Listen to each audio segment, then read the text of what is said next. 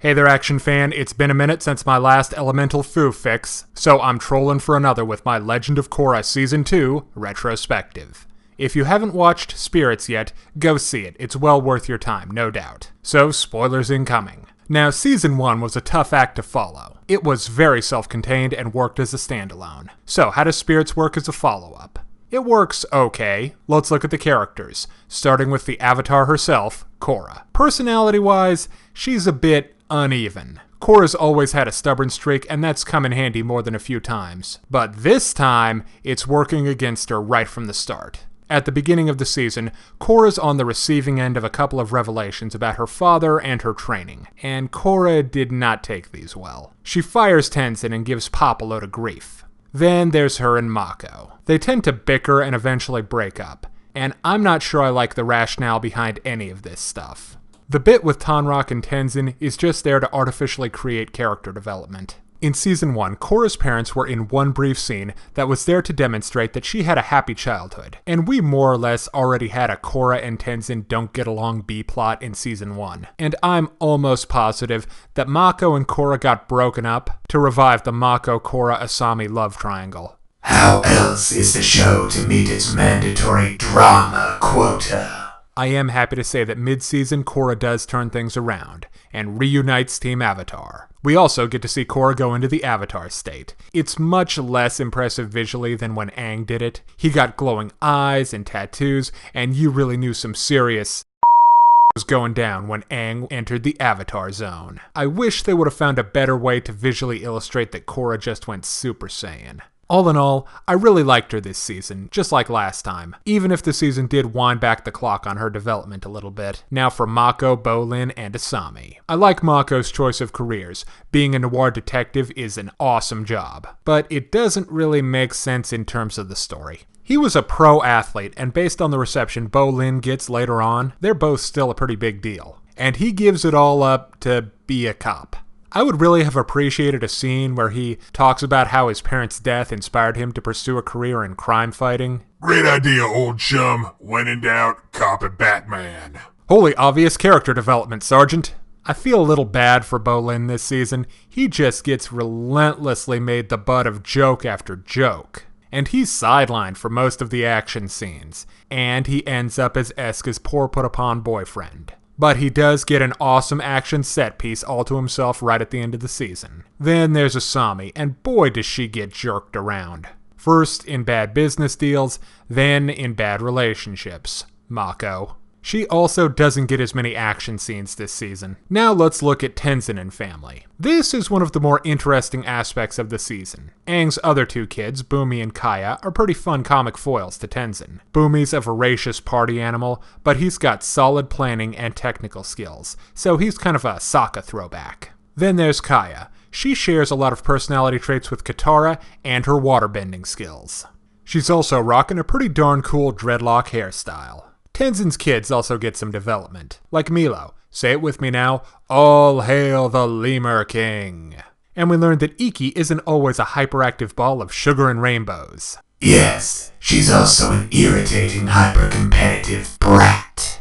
Jinora seems to be coming into her own as an airbender and a character. Too bad I'm not really fond of her. She's apparently some kind of wunderkind at airbending and spiritual mojo. But I don't know, she comes off as kind of Mary Sue-ish to me, a little like the Solo kids. Now for the bad guys. Varrick is awesome, awesome, awesome. He's funny, his plans are clever, and he owns the screen whenever he's on it. 2 thumbs up. Now, Eska and Densa are not what I was expecting. Based on the whole Shining thing they have going on, I was expecting a darker turn by them. But really, they ended up sort of jokey. And let's face it, Eska is really the one in charge. Densa never really developed his own identity, which is too bad. And creepy.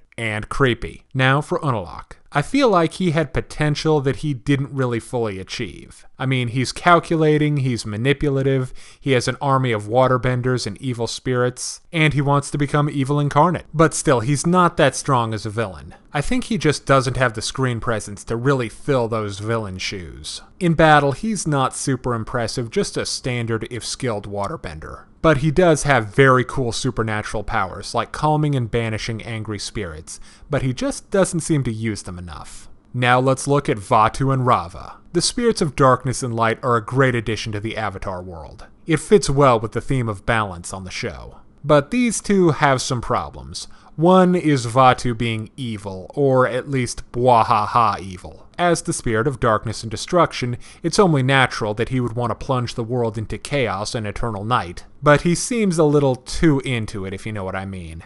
And he doesn't really have the weight and dignity of something like the Night Stalker from Princess Mononoke. As for Rava, I do like her very much, but I feel like the good and virtuous spirit of light lacked punch compared to her unholy counterpart. It would have been nice if they would have explained why Rava kept getting weaker and weaker as harmonic convergence approached. There were a few scenes when Rava showed she really cared for humanity and nature, but not quite enough for my taste. Okay, now let's look at the comedy. As always on Avatar, things are pretty darn good. And the Comedy MVP award for the season goes to Varric. And the rich get richer. He is hilarious. His manic energy and out there wit are a blast. And he manages to make his strain of crazy non sequiturs make sense. A distant second to Avatar Handsome Jack is Bolin. His whirlwind romance with Princess Eska is played for laughs, and I think it misses more often than it hits. Likewise, Eska and Densa have a few moments, but not that many. Now, the triad of Bumi, Kaya, and Tenzin is another light in the comedy world. These three have real chemistry, and their sibling rivalry is both fun and has some real dramatic punch to it. Now, let's look at the art. And oh my gosh, this season is so pretty. All of the spirits floating around give the whole thing an otherworldly and exotic feel. A lot of the spirits have a strong Miyazaki influence to them. Most of the friendly ones tend to favor Spirited Away, while the evil ones have a demonic, translucent look. When Korra and the gang actually enter the spirit world, that's when the show really takes off visually. The spirit world has a gorgeous, almost alien feel to it. But the physical world's not bad either, especially the Northern Air Temple. Now, in terms of actual character design, Book 2 is less impressive. Kaya and Bumi look good, and Eska and Densa are appropriately strange, but somehow not that exciting. Neither is Unalaq, come to that. The fur-lined robes and slicked-back hair make him look classy, but it just doesn't scream evil mastermind to me. Well, Private, what you want? A black top hat and twirling mustache? Well, maybe. Oh, but props definitely have to go to Asami's aviator costume. It looks great. Okay, now let's talk about the action. So, it's Avatar. The action is always awesome. It's never not awesome. But it has been more awesome. In Season 1, the Equalists were very clever and creative with their fighting. And in Season 3, there's no match for Zahir and the Red Lotus for sheer bending swag. One of the most interesting things about Book 2 were the Dark Spirits, but they're not actually in combat a whole lot until the very end. And then they're not used quite as creatively as they should have been. Look, Legend of Korra Book 2 has some really good stuff in it, that's a fact. I really like the themes they used. Like good and evil, the supernatural, Korra learning how to handle the more spiritual side of bending. The season might actually have worked better if it was just all that stuff, and we didn't have some big apocalypse to worry about. Yeah, and then the show would have been born as...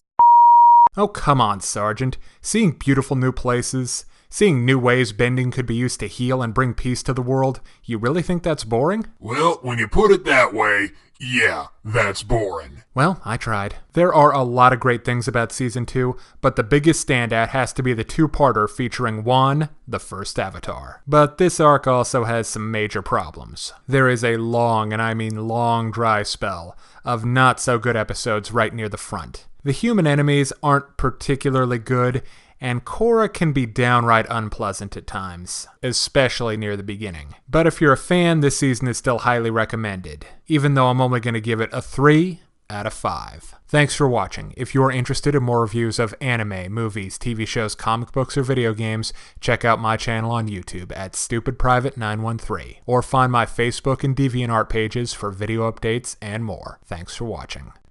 Hey kids, today's show is brought to you by the letter 4 and the number potato! I'm a stupid private.